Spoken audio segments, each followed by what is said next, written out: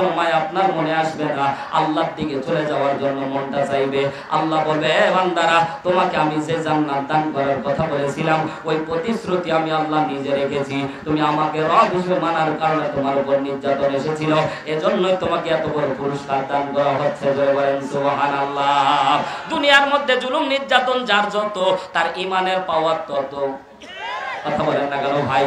ও আল্লাহর বান্দারা, আমাদের মুফতি আমির হামজা ভাই এই যে মঞ্চে এসে কথা বলবে, জিজ্ঞাসা করতে চাই এখনো আপোষহীন ভাবে বাতিলের বিরুদ্ধে কথা আছে না নাই? আসতে বলবেন না, আছে না নাই? আমার মুফতি আমির হামজা কোন কারাগারের ভয় করে না। আমার কলিজার টুকরা প্রিয় মুফাসসির মুফতি আমির হামজা ভাই বাতিলের কাছে মাথা নত করে না। আগেও যেমন কথা বলতো এখন আরো ডাইরেক্ট। বলেন না কেন? আল্লাহ এই কণ্ঠটাকে আমি তো কোরআনের জন্য কবুল করো। কাজ করে যাব, বাতিলের কাছে মাথা নত করব না, করব না, করব না। কথা বলেন ঠিক কি না? আল্লাহ সকলকে কবুল করুন। আবারও দেখা হবে।